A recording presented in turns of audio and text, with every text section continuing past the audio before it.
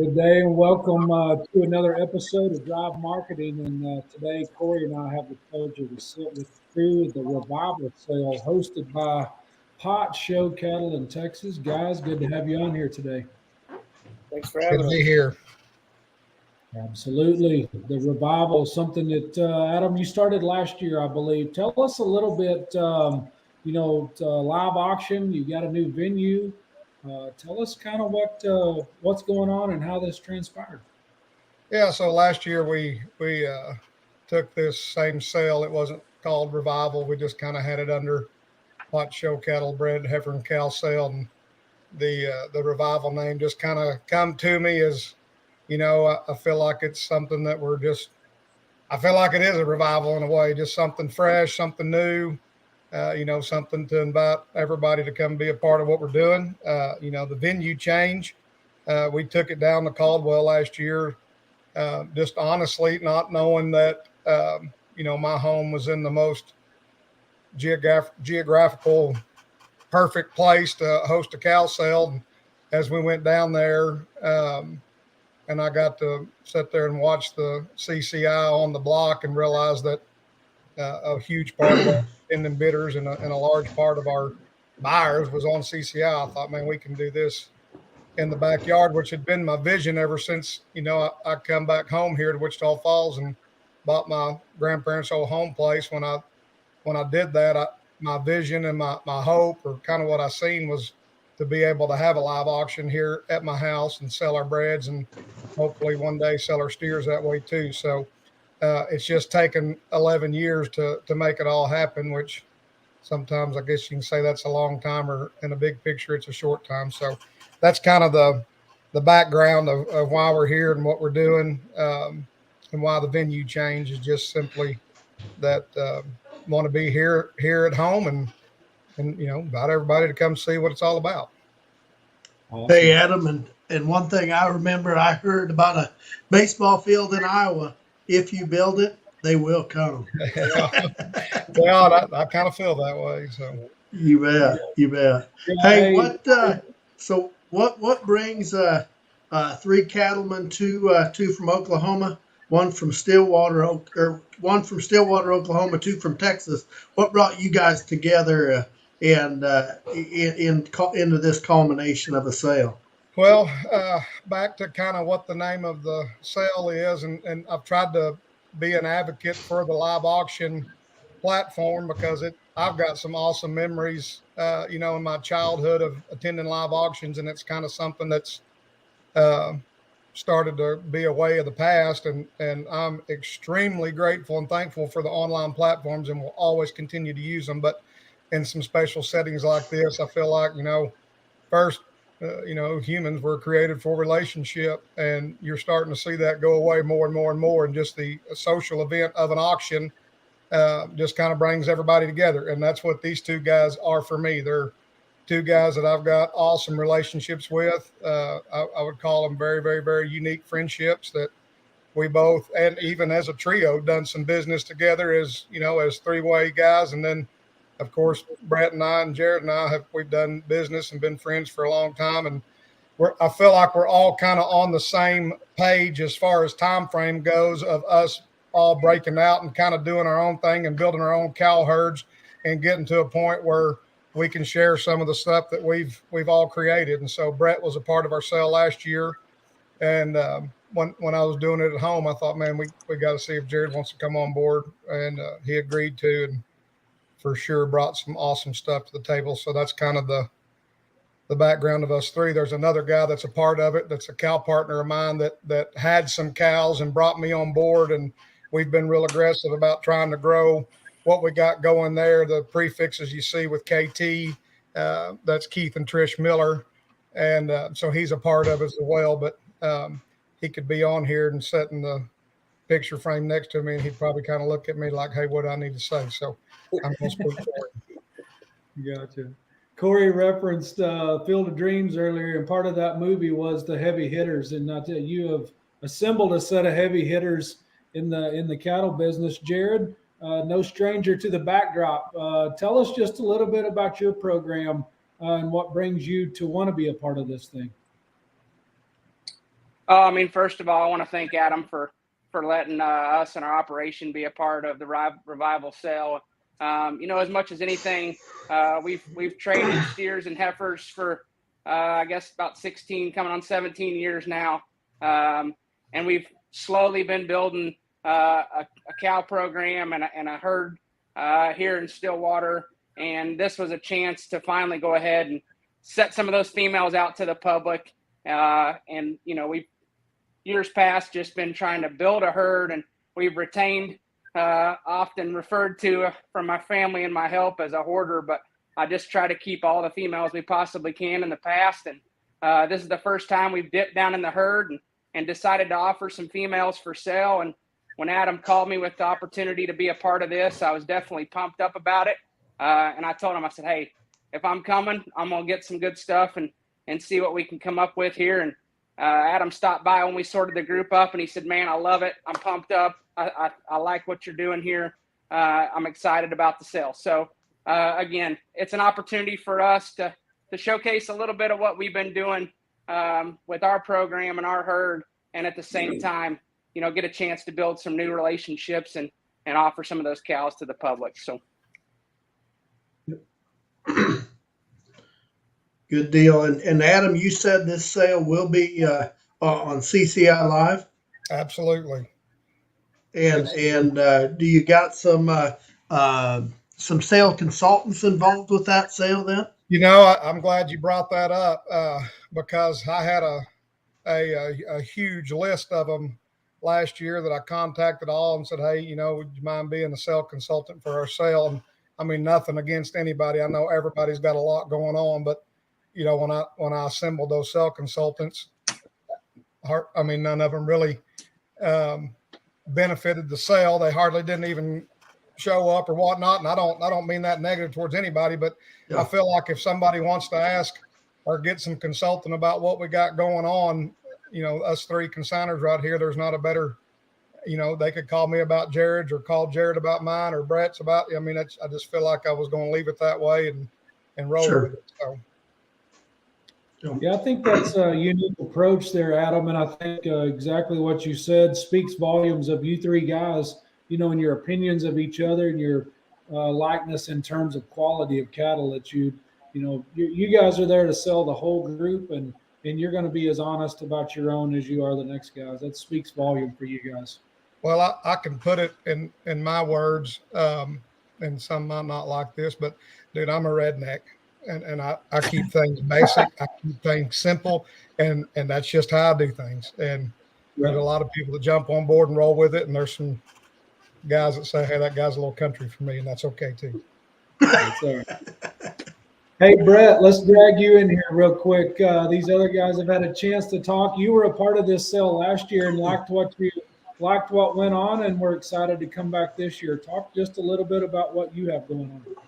Yeah, absolutely. I got to thank Potts and his whole family for inviting us back again. And, last year was a fun experience for everybody. There was good camaraderie, good help at the sale. Picture pen was fun. And when the sale was over, we let the emotions kind of settle down. And me and Adam talked the day after. And what do you think? He said, I don't know. What do you think? And we both agreed, hey, we need to do this again. There's some stuff we need to work on, but there's also tons of positives that we fed off of, kicked ideas back and forth throughout the year. And, when he committed to do it again, I was so pumped and so excited. And last year just had a small handful, and we decided to bring more into the group. And same thing, up until this part, everything's gone pretty much as smooth as you could, as far as Adam got a great crew together to shear the cows. A couple days of pictures, picturing 53 head in the heat. It's not going to be the most enjoyable couple days, but everybody made it a good time. And like I said, the camaraderie was way high, and just the positive feeling from both these guys. Never have a bad conversation with either one of them. So I decided to bring, like Jared said, bring my best of what I got to offer and see what the public thinks about them, and hopefully it's a strong enough set to where people are as proud to have them as we are, and get them out there and see what they think. So super excited about them. Well, let's dive into some of these cattle, I guess, guys. Tell us a little bit about this lot one, a daughter out there and backed by an MAB daughter. So I'll background into this just a little bit with Keith Miller's stuff. He had acquired a cow that we call 848, and she's just a cold-blooded female. She's half Angus, half Charolais. She's a Luton Char. I'm not sure what the Char part of it is, but he had her when I come into the picture. And we dove in and put her into production. And one of the first flushes was to No Surprise, which you'll see some of those daughters on there, and then MAB, and just kind of along with whatever the popular sires at the time was, and she's never missed. We've built the entire program off of one female. You'll see that KT848 on, I don't know, close to a dozen lots in this sale. So this MAB cow is one of them. She's an 848 daughter. She's just Mongo-legged. She just pretty much creates in your head when you think about a show steer raising mama. That's what she is. When the bull out there had come out and kind of started seeing some good stuff out of that bull, he needed to be stoutened up and powered up, and he'd put the good wheels and the good look on him and get some added color. So we did it that way. Had a steer mate that did some winning 2 years ago and placed fourth in a tough class at that Patriot show, and did her again that way. And this one would be a result. And she just kind of resembles her symmetry, I think, is what, for me, when I picture, what a bred heifer is going to look like, one with a high neck and just that big old swooping belly with good feet and legs, and then it's got some power and a shot of color to her. I just think she resembles just what a really, really good young bred heifer is supposed to look like. So I think she's unique in a lot of aspects and definitely has a lot of quality. And there again, 848 being her grandmother and her mother being a staple donor for the Miller program, I just think she's one that a lot of people are going to really want to jump in on. Perfect udder as well. Hey, and what are most of these bred to then, Adam? So, everybody, I guess, really has their set of bulls that they use. There at Miller's, we have a loaded up son we call Rooster. Last year was our first set of calves out of him, and they're like most of the loaded ups. I mean, they're cocky, they're unique, they're cool built, they come easy. Most of them, he's a stocking-legged baldy. Most of them all got a little white on their face. So this individual here is bred the bull we call Rooster, which is a loaded up son. You bet. Gotcha. This lot 3 female that's coming here, American Cross female, it's an American Beast. Yeah, so that's, kind of the one thing that I have going for me. If, in the South, if you kind of tie my name to something in specific that I might have that everybody would recognize, would be the, the American line of things that I've been working on. And I started with one cow and kind of built off of her. And this one's mother is a third generation from that cow.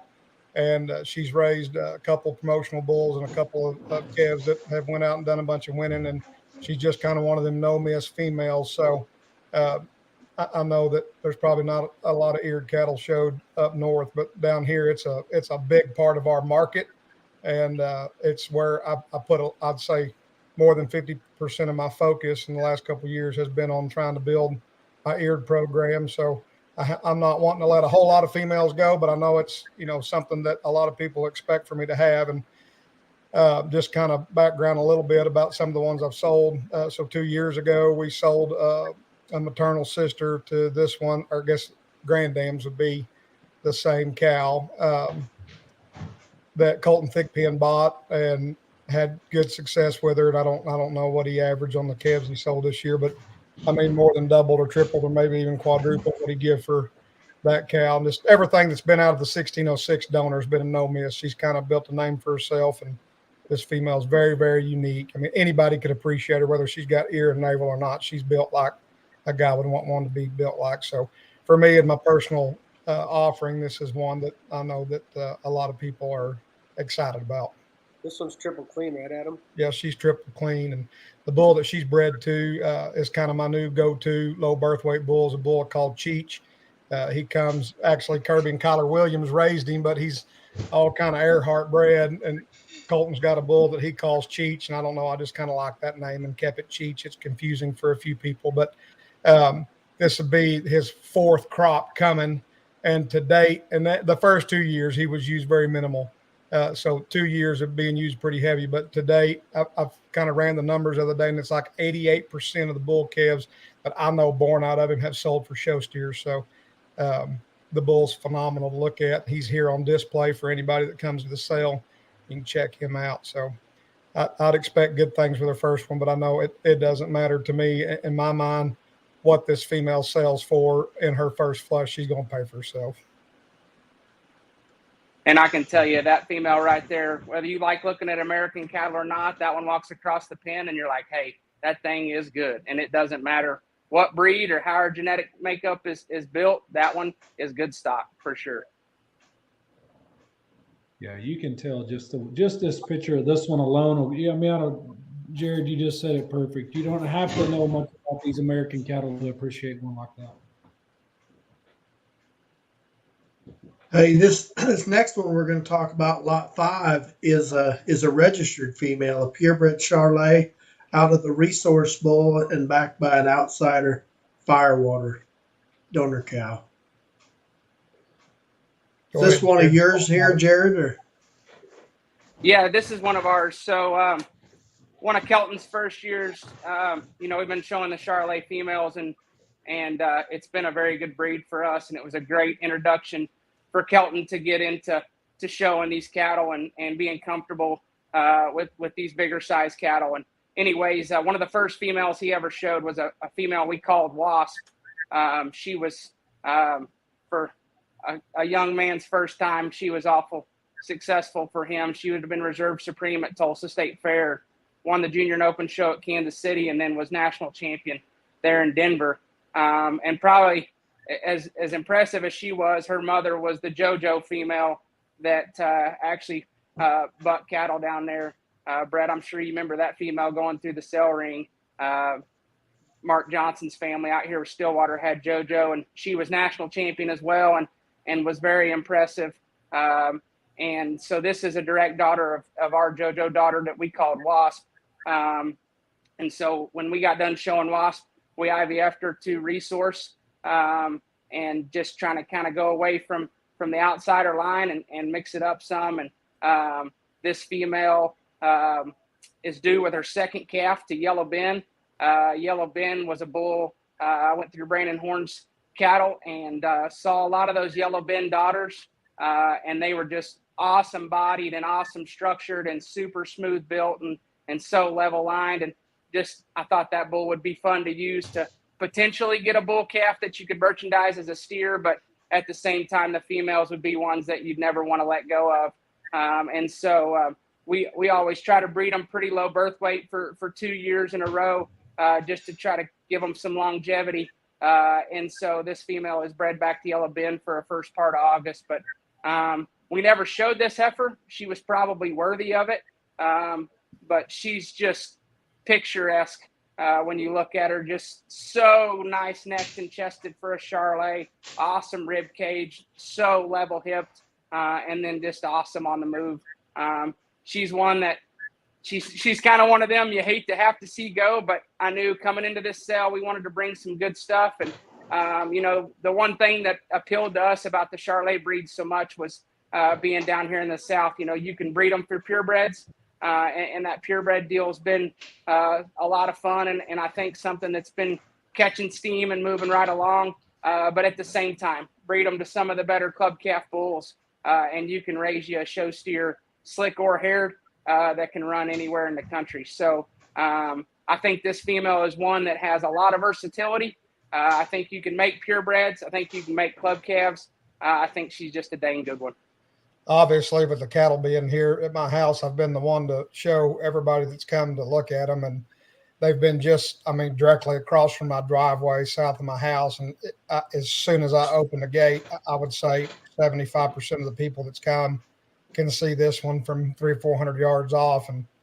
And they go, "Oh, in God we trust." No, that's a purebred. I mean, she is so just chiseled out. And I mean, honestly, she reminds me of what a slick shear steer is supposed to be built like. She's just that balanced and complete, and her transitions are unbelievable, just coming out of her blade and out of her heart and into her hip. And she is when I went to Jared's house, we took my daughter to do a college visit at OSU, and that's when I got to go look at what he was offering. When I seen that one, I thought, I can't believe he's selling that thing. So she truly is something that's very unique, and I'm glad that he's bringing her to this sale, because she offers something nothing else does, because she's a purebred, and the quality of this animal is just, it's awesome. Never get a bad look at that one. She's always got that presence walking around, and she definitely did get a gold star on picture day. For sure. High quality and dual purpose. So, Brett, tell us about lot 12, a maker's mark out of a solid gold full form. Yeah, this is Maker's Mark is a bull that I own with Lane Homeyer and Brittany Baylor down there. These would be his second calf crop, these 19 models. And they're just now coming into production as females. And, man, they are making super, super good cows. They're soft-legged, they're good-bellied, good milking, just real good functional ones. They're not freaks by any means. But like this girl here, she come back triple clean, so your options are limitless. She's not bred like a lot of the club calf stuff. She's got solid gold on her dam side, but you could go ahead and breed her back to pretty much whatever you want.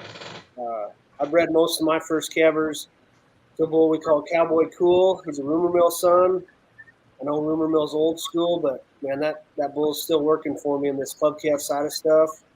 And just super excited about how sleek fronted and clean chested, smooth shoulder, big belly, just real functional cattle that you can take back to a lot of stoutness and power on your AI sires and make good steers or replacement females if needed. Yeah, this female's awesome, man. She's definitely one that I like walking out there and looking at. I was pretty excited when I seen her. Yeah, there's 3 of those sisters, flushmate sisters in the sale, and this one obviously catches your eye more than the other 2, but the other 2 the same way, just good, basic, functional, big structure, but loose structured, and they're gonna go the long run. They'll be ones that you can flush or breed or have around for 10, 12 years and still have a good thing to look at out there.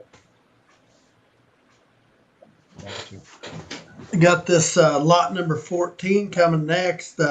BDR, everybody sure loves them BDR cows. Goes back to a monopoly friction on the bottom side. Yeah, so this is one that we brought. So she'd be one that's pretty close to my heart. We raised in 2018 raised the grand champion steer at the National Western for Lily Skiles, and we were fortunate enough to have a great relationship with Skiles and Tony Jeffson. They did a great job with about anything and everything they bought from us, and that steer was special. He was one of those that come out and just looked different than the rest of them. And he won a lot of stuff from start to finish, and was very popular in Denver, and was undeniable under all 3 judges as the grand steer, and just one that man, if you could just have one like that every year, you'd have it made. But so we've been trying to reproduce that steer, and this is a full sibling to him.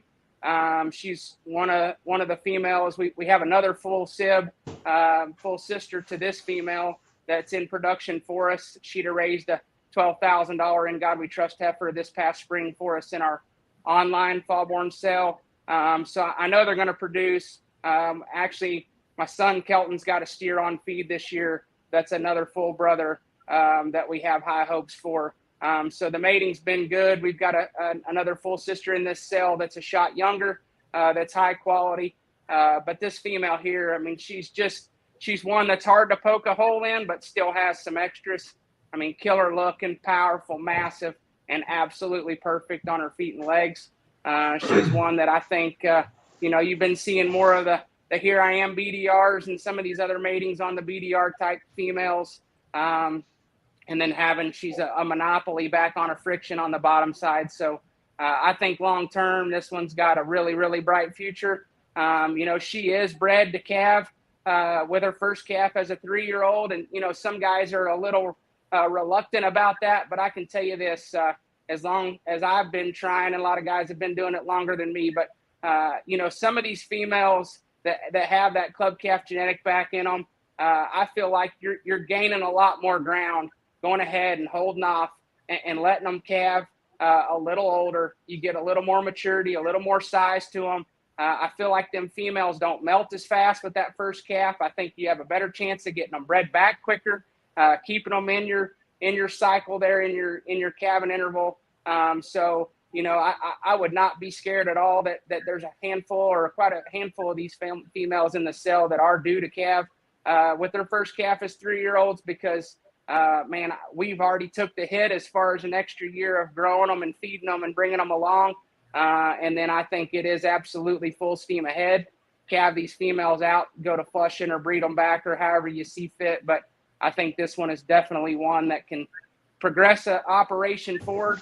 And I look, for really bright things from this female. And I just hope that the new owner allows us to be a little part of mating or merchandising those progeny out of her, because I think it's going to be a lot of fun. So I'm excited about this one. Yeah, two things I'm glad you touched on there, Jared. One being that, most of these are 19 model heifers. And here at my place, this will be our second year to hold them all over and breed them as 2-year-olds. And I will forever do that. If there's a true coming yearling that has enough size and go to her and flesh is easy, I'm not going to say that I'll never not breed one as a 2-year-old, but for the most part, all of our heifers will be carried over. And I know it's kind of a pain running them, but as the people that are on the purchasing end, we as the producers have taken the hickey of running them another year, and you're going to get to reap all the benefits out of it. So there's been a little bit of question on that. And there are some 19 models in there that are coming with their second one. And for those that, are wanting to know exactly what's what, we'll have a supplement sheet sale day that it'll also be, I think, available on CCI, and we can probably post it on some Facebook, stuff like that, of knowing exactly which ones have had a calf, which ones hadn't had a calf. But I know Brett's program as well. It's going to be a staple that they'll be calving 3-year-olds, no different than mine. We started it last year at Miller's. So, from here on, and I know that Jared's pretty much on the same way. And a lot of guys are too. And I'm not saying that nobody's not calling their age, but I want everybody to know that that's what they are. It does give them an extra, shot of maturity and look, for the buyers, but it's not being done because of that. It's being done because just of what Jared touched on. All the benefits are coming from down the road. It's not the benefits coming on sale day. And the other thing you touched on, Jared, and I want everybody to know that it's always an option for me, and I know Brett as well, and for sure Jared, but we make a living by selling these things. So people that are buying these for investments and doesn't have a way to market the offspring, know that's available for anybody. And it doesn't, obviously the consignor would like the first shot at it, but it doesn't mean that Jared can't sell one of mine or me sell one of his, or vice versa with Brett or whatever. You buy a female out of here, she has something that needs to be marketed. You don't have a way to market it. All you got to do is contact us, and by all means, we're going to jump on board and try to get the best we can for you. And I could go through here and it'd take another 30 minutes of the success stories just from last year's sale. But I think there was right at about a half a dozen that contacted me and sent me the cattle. And obviously we're going to charge a commission. That's how we make a living as well. But I can tell you on every one of them that was sent here, besides one, the calves paid for the purchase price of the female. And that, to me, that has a lot to say for, I know that they'll be here come Saturday. I know they're going to be here raising their hand. They was extremely happy with what happened. And I know that not every single story is going to be successful like that, but it just shows you that, we're offering some good stuff here, that are real world cattle. That's another thing I want to touch on. These aren't cattle been on, in a feed lot trying to get them fat for this thing. Everybody's taking care of these females just like we do the rest of them that are at home. They're in good working shape. They're not skinny, but they're not over fleshly where they're going to have trouble calving and not milk and things like that. They're in great working shape. So just a few things to touch on there. Hey, and we're going to end this deal up here with a bang. We're going to sell the mother behind a lot of your stuff. You said earlier, Adam, this lot 53 cow is the original. What'd you say her number was? We referenced her as 409. So she's 409. an 848 daughter. She'd be out of the first flush of 848. And I think there's two other sisters in the sale that were results of that same flush. But this in particular female, all the short horns that we've sold the last 4 years are all Bearcats out of this female. I mean, anytime I say Bearcat and people will reference something that they've seen here at my place, this would be the mother to every shorthorn we've sold in the last several years. That first flush that we had not only produced, Micah Dorsey bought a little one that was second place lightweight at Fort Worth. That was the only steer out of that first flush, but we sold 2 bred females out of that deal that next summer, and one of them would have been our high selling female for our bred sale. Jess Shirley purchased. And then she was bred to Size Matters, spit out a bull calf that I think a couple guys are partners in now, maybe Priest and Newman or something. I'm not real sure. They call him Bulletproof. That would have been what she was carrying. Then I think Jess let her carry again and then flushed her Red Rocky, and him and Adam Shirley sold a steer calf out of that flush that I don't know the number, but I know it was a significant amount that calf sold for. So the females on that deal being good too. And then Keith has, I don't know how many females we have that are actually in ET production that are the Bearcat 409 mating. And so we did that. We've done it in God We Trust, have had huge success. In 1 year, we had 3 different matings, sire groups out of her. We had Trust in Me's and God We Trust and Bearcat. And I know, Jared, you sold a steer out of each one of those matings. That the shorthorn you had, he was successful. I can't remember how he placed, but I think the In God might have been second in the limit class at OIE, second or third or something. And then the Trust in Me was reserve grand at the Georgia National, their big show there in the spring. Maybe got a piece of their fall little preview show too. So a lot of, the guys that watch my sales or buy stuff for me, they're very familiar with 409, and here everybody goes, why are you selling her? Well, look, we've already exhausted what I've known to do with her. We've got 2 trailerfuls of daughters that we've kept out of her. And I would say everyone that we kept, if they're not in ET production at some point, they most likely will be.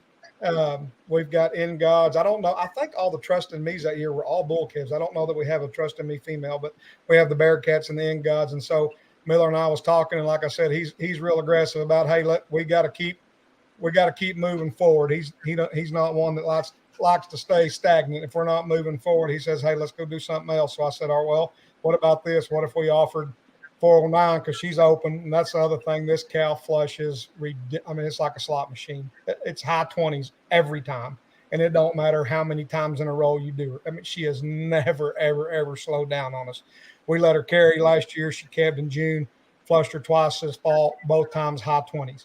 So she's been open since then. She stays a little on the fleshy side. We've tried to melt her down. This is about as skinny as she gets, but it doesn't hinder her production. So we talked about it. I said, hey, let's offer possession, because I thought that was a big deal. A lot of guys will sell a donor, offer half interest, and then keep her. I think that kind of maybe sometimes not motivate a buyer if they can't sit there and look at what they're got going. So I said, hey, let's offer possession, half interest. Somebody else can throw some different ideas of it, and we still get to be a part of it. And he said, let's do it. So that's what we're doing. Yeah. Lots of quality and a proven here to wrap this visit up. Hey, so all the cattle there at your place, Adam? Yep, they've been here for a month. They've been settled in. They're all sheared at the same time. They've all been worked. It's all pictured here at the same time. They're very settled in. I moved them from across the road to my house Monday morning. We've got them in their display pens. Kind of walk through them every day. We showed them a couple times a day. Got some guys that called this evening coming tomorrow, so showing them hopefully every day this week. I'll just encourage everybody to come check them out. I know that there's multiple sales going on here within the next weekend or two. Another one, Share the Brands the same day as ours. And I know that it's unfortunate that we're all on the same day. And I mean, it just is what it is. It was the only day, honestly, that it worked for me. I couldn't go beforehand. We're trying to put up hay. It's just a little early. School's still in. And then after this next weekend, then we finally get to start going to a few shows. And this is, my kid's last year at it. So I'm going to try to give her 100% of my time. So it's just the weekend that it landed on. And Saturday, last year was on Friday that we tried to, go down there and share, all the traffic and everything. And it just made sense for us to do it Saturday here. And it just is what it is. So I hope that everybody gets to be a part of one of the sales and blacks the following weekend, and just a lot of good bred females being sold in the next 2 weeks. Absolutely. The cattle also can be viewed on SC. We've got the sale post on SC. CCI will be there for absentee bidding, which is an awesome part. Last year was the first time to kind of get to experience that, and what a cool deal. Trucking, I wanted to touch on that. I don't have a specific trucker lined up. I tried to do that last year, and it was just kind of, hit or miss deal. I just want to say about trucking. With all these sales going on, as long as you're somewhere off a major interstate, there's no way that we're not going to be able to get trucking somehow, some way. If you're in the middle of the mountains of Wyoming, probably need to consider that before you just bail off and think we're going to get one to you in the next week or two. But there's no way that we're not going to be able to find trucking. I've got guys contacting me daily. I just told them, hey, check with me after the sale. So I don't think trucking will be an issue. Yep, good deal. Anything else, Jared? Anything else I need to touch on? One thing I want to just touch base on real quick. We touched base a little bit marketing the calves in the future. If these females spit out a good calf that you need help marketing. A nice thing about Jared, Adam, and I, the three of us all kind of got a different market for cattle.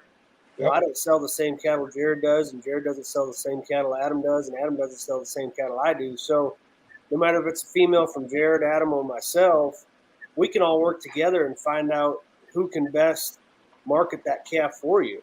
I mean, it might be a heifer that I sell that has one that needs to go to OIE. Well, obviously the best guy to sell one for OIE, he's a part of our sale, and we'll steer you in that direction. So just don't.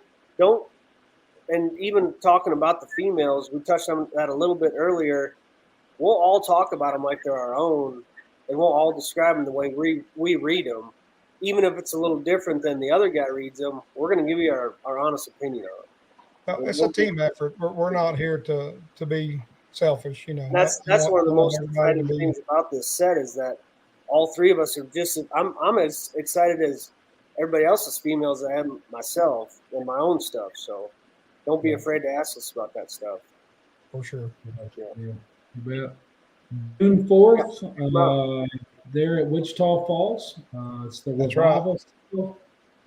Guys, if you visit CCI.Live, visit SC, pick up the phone and call Adam or Brett, Jared, Keith. Let these guys visit with you, talk you through these purchases, and know that you're going to get quality, and know that these guys are going to be here after the sale. And that's, in today's market, that's as important as any. So, guys, thanks for being on here tonight. Brett, Corey, thank you. Thanks a bunch, guys. Thank you, guys. Yeah, appreciate you.